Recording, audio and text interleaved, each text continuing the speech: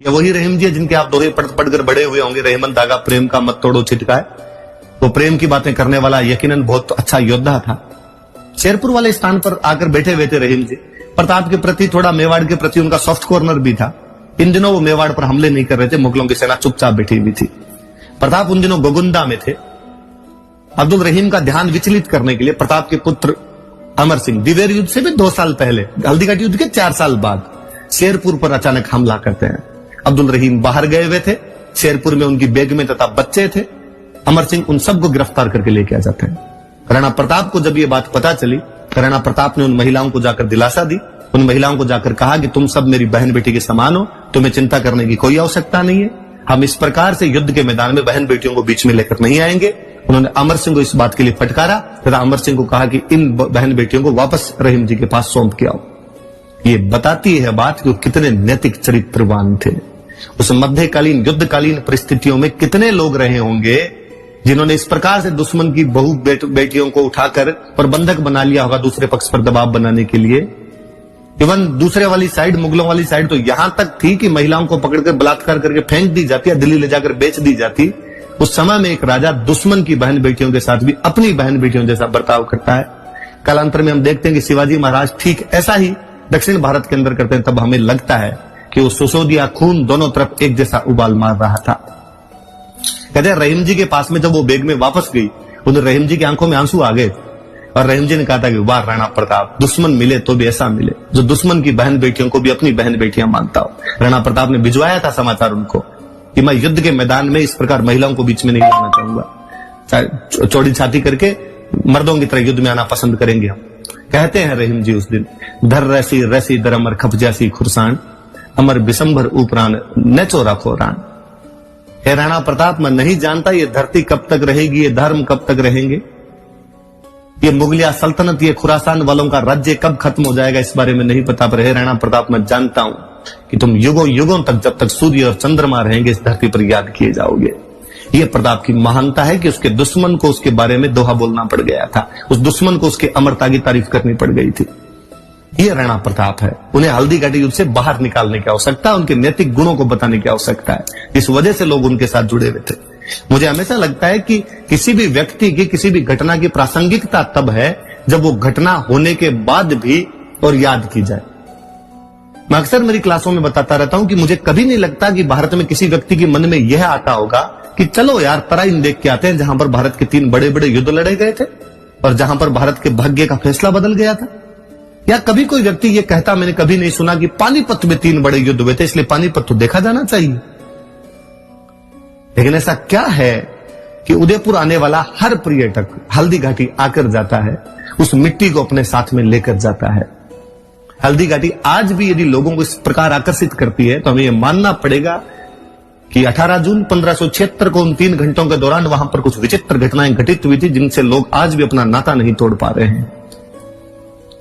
राणा प्रताप किस कदर बाद में लोकप्रिय रहे होंगे। मैं हमेशा कहता हूं कि भारत में राष्ट्रवाद की लहर बंगाल से शुरू हुई थी। बंगाल में राष्ट्रवाद की लहर का कारण यह था कि अंग्रेजों का सबसे पहले कब्जा बंगाल में हुआ था। अंग्रेजी शिक्षा वहां पर आई थी। उन्हीं दिनों वहां पर जेम्स टोड की पुस्तक पहुंची थी, annuls and antiquities of Rajasthan.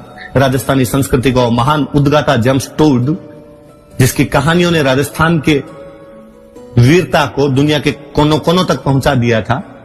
ये कहानियां जब बंगाल में पहुंची तो बंगाल के लोगों को लगा कि जब मेवाड़ के लोग सीमित संसाधनों के बावजूद मुगलिया सल्तनत के खिलाफ लड़ सकते हैं तो हम अंग्रेजों के खिलाफ क्यों नहीं लड़ सकते।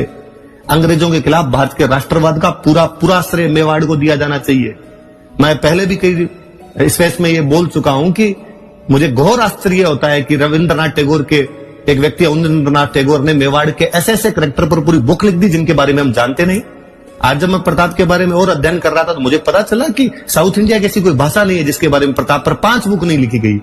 5 से अधिक बुक मिलेगी। बांग्ला का तो साहित्य भरा पड़ा है। अवनिंद्रनाथ क्यों, ज्योतिंद्रनाथ ने राणा प्रताप पर बाकायदा बुक लिखी है। राणा प्रताप 1895 में महाराष्ट्र में बाल गंगाधर तिलक शिवाजी महोत्सव मनाते हैं, पर शिवाजी की फोटो के साथ में राणा प्रताप की फोटो रखी जाती है। महाराष्ट्र आज दिन तक नारे लगा रहा है, जय शिवा सरदार की, जय राणा प्रताप की। ऐसा क्या है कि 1913 में गणेश शंकर विद्यार्थी कानपुर से एक समाचार पत्र निकालते हैं, उसका नाम प्रताप है। 1915 में उड़ीसा के बालासोर नाम की जगह पर बागा जतीन नाम के क्रांतिकारी अंग्रेजों से मुठभेड़ में लड़ते हुए शहीद होते हैं। और बांग्ला साहित्य के महानतम कवियों में से एक काजी नजरुल इस्लाम कहते हैं कि जिस जगह बागा जतीन शहीद हुए हैं वो भारत की नई हल्दी घाटी है। स्वतंत्रता का पूरा संघर्ष प्रताप को याद करते बीता है। आज की राजनीतिक घटनाएं कितनी भी किसी भी तरफ विचारधाराएं प्रताप को किसी भी कोने में ले जाकर खड़ा करती हो, लेकिन 47 से पहले का इतिहास आप देखोगे अंग्रेजों के खिलाफ तो राणा प्रताप ही वह व्यक्ति है जो भगत सिंह, चंद्रशेखर, राजगुरु, बंगाल के क्रांतिकारियों, बाल गंगाधर तिलक, उससे पहले महाराज शिवाजी, इन सब के लिए प्रेरणा स्रोत का काम कर रहे हैं। मुझे एक और बात पर हमेशा बड़ी दुविधा रहती है जब अक्सर लोग कहते हैं कि प्रताप की आर्थिक स्थितियां बहुत खराब थी और उनके पास में कुछ भी नहीं बचा था, तब मुझे वापस लगता है कि इनको यार थोड़ा ढंग से पढ़ना चाहिए। कुंभलगढ़ से लेकर ऋषभदत्त तक 90 मील का क्षेत्र और देवारी से लेकर सिरोही तक का 70 मील तक का चौड़ा क्षेत्र, 56 और बांसी से लेकर दरियावद का पूरा इलाका प्रताप के पास में था। और घास की रोटियों जैसी बात ही नहीं हो सकती। एक घटना की तरफ मैं और इशारा करना चाहूंगा। अक्सर कहा जाता है कि वह भामाशाह ने प्रताप को अपनी संपत्ति लाकर दी थी। याद रखें आप, भामाशाह के पिता भारमल ही प्रताप के टाइम में मेवाड़ आ गए थे। वो मेवाड़ के खजांची हुआ करते थे। उनके पास जो खजाना था वो मेवाड़ का खजाना था। यकीनन उसके अंदर भामाशाह और उनके भाई ताराचंद की खुद की निजी संपत्ति भी शामिल थी। इस बात से कतई इनकार नहीं किया जा सकता। भामाशाह और ताराचंद जब तक सूर्य और चंद्रमा रहे तब तक याद किए जाने चाहिए। आप तो ताराचंद को जानते भी नहीं होंगे, मैं इतिहास का विद्यार्थियों बता रहा हूं कि भामाशाह का भाई ताराचंद भी उतने ही बड़े दानवीर थे और उनको भी ऐसा ही याद किया जाना चाहिए। उतने ही बड़े योद्धा और हुए थे दोनों। लेकिन वो अधिकतर संपत्ति जो थी वो मेवाड़ की संपत्ति हुआ करती थी। जो भामाशाह कितने ईमानदार व्यक्ति रहे होंगे कि उन संकट के क्षणों में जब सारे इधर उधर तितर बितर थे, उन्होंने सारी संपत्ति लाकर प्रताप को दी थी। वो 25 लाख रुपए नगद और 20 लाख रुपए का सोना था, जिसे प्रताप 25,000 की सेना को 12 वर्षों तक अब रख सकते थे। क्योंकि भामाशाह का बाद का एक वर्णन हमें और मिलता है कि भामाशाह मृत्यु से ठीक एक दिन पहले अपनी पत्नी को कहते हैं कि एक बही देकर जा रहा हूं, इसमें मेवाड़ का हिसाब है। राणा जी के संकट के क्षणों में राणा जी के पास में हिसाब पहुंचा देना उस व्यक्ति की ईमानदारी को और बताता है। ताराचंद भामाशाह के छोटे भाई थे, जिनके अनुरोध पर सादड़ी में हेमरतन सूरी ने गोरा बादल पद्मिनी चौपई नामक पुस्तक लिखी थी।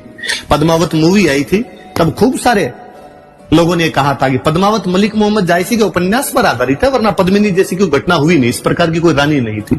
उन लोगों को पढ़ लेनी चाहिए हेमरतन सूरी की गोरा बादल पद्मिनी चौपई। उस समय वो भी लिखी गई है, इसलिए पद्मिनी मिथक नहीं है, वो इतिहास है, वो सत्य है। तोते जैसी कहानियों से आप उसको मिथक बनाने की कोशिश करते हैं, पर उस समय भी मलिक मोहम्मद जायसी ने, उसके अलावा भी बहुत सारे लोग इस बारे में लिखकर चले गए थे। प्रताप को अक्सर इस युद्धों से बाहर निकालने के लिए मैं हमेशा एक बात और कहता हूं कि कभी उनके कलात्मक स्वरूप की तरफ तो ध्यान दिया जाए। जब आमेर वाले उन पर लगातार अटैक हो रहे थे, आमेर वाले ज्यादा सेनापति बन के आ रहे थे, प्रताप आमेर पर आक्रमण करते हैं, मालपुरा पर कब्जा करते हैं। मालपुरा का झालरा का तालाब और नीलकंठ महादेव का मंदिर आज भी प्रताप का साक्षी है, जिसका निर्माण प्रताप ने करवाया था। शांति काल में बनी हुई उनकी चावंड की राजधानी के महल, चामुंडा माता का मंदिर और वहां की बावड़ियां, जावर माता के मंदिर का पुनर्निर्माण, ये सब बताता है कि प्रताप ने कलात्मक गतिविधियों में भी कोई कमी नहीं रखी थी। भारत की सबसे अच्छी चित्रकला राजस्थान है, राजस्थान की सबसे अच्छी चित्रकला मेवाड़ है, मेवाड़ की चित्रकला की शुरुआत चावंड से होती है और चावंड की चित्रकला की शुरुआत प्रताप के समय में भी है। प्रताप भारत की महानतम चित्रकला को शुरू करने वाले हैं और उनका मुख्य चित्रकार नासिरुद्दीन था। मुझे लगता है यार इनलाटी वाला षड्यंत्र इसी वजह से रचा है कि प्रताप की कला संस्कृति वाले पक्ष को लाया नहीं जाए। क्योंकि यदि हल्दी घाटी से प्रताप को बाहर निकालोगे तो आपको कहना पड़ेगा कि प्रताप कला संस्कृति के संरक्षक थे, और ये बताओगे तो बताना पड़ेगा कि मेवाड़ की चित्रकला उनके समय में शुरू हुई, ये बताओगे तो ये भी बताना पड़ेगा कि नासिरुद्दीन उनका मुख्य चित्रकार था। और अगली लाइन आपको जबरदस्ती लिखनी पड़ेगी कि सिद्ध करता है कि प्रताप धर्मनिरपेक्ष थे। पर चूंकि इतिहासकारों को धर्मनिरपेक्षता एक ही पक्ष की सिद्ध करनी थी, क्या विडंबना रही है भारत की कि यूपीएससी में सवाल पूछा गया कि अकबर बादशाह भारत को एक करना चाहता था, राणा प्रताप गद्दार था जो उसके अंदर रोड़ा बना हुआ था। उसके बावजूद देखिए कि 70 साल के तमाम कथित तथा कथित षड्यंत्रों के बावजूद प्रताप को यदि जनता के दिमाग से नहीं निकाल पाए हैं, इसका मतलब है कि वह व्यक्ति इतिहास का मोहताज नहीं है। उस व्यक्ति के ऐसे कार्य रहे हैं कि युगों युगों तक उस व्यक्ति को बिना इतिहास के भी याद किया जाएगा। कहते हैं कि हल्दी घाटी युद्ध से ठीक एक दिन पहले मान सिंह जी शिकार करने के लिए अपने गिने चुने सैनिकों के साथ गए थे। लोगों ने कहा प्रताप को कि मान सिंह अकेले आज इन पर आक्रमण करके मार लिया जाए। प्रताप कहते क्षत्रिय का धर्म नहीं है, अकेले पर क्या वार करना, करेंगे, युद्ध के मैदान में ढंग से लड़े। एक बात की तरफ और इशारा करना चाहूंगा। प्रताप के दरबार में एक लेखक हुए थे चक्रपाणी मिश्र। चक्रपाणी मिश्र की 3 किताबें हैं, राज्याभिषेक, मुहूर्तमाला और विश्व वल्लभ। मैं ज्यादा डिटेलिंग में नहीं जाऊंगा, आपको बोर नहीं करूंगा। मैं इसमें एक किताब का वर्णन करना चाहूंगा, विश्व वल्लभ। विश्व वल्लभ नाम की जो किताब है ये एग्रीकल्चर साइंस की बुक है। वास्तुकला और एग्रीकल्चर साइंस के बारे में बताती है कि बावड़ियों वगैरह का निर्माण कैसे करवाया गया, खेती कैसे की जानी चाहिए, और खेती में भी स्पेशली हॉर्टिकल्चर। ऐसा कहा जाता है कि ये बुक प्रताप के कहने पर चक्रपाणी मिश्र द्वारा लिखी गई थी।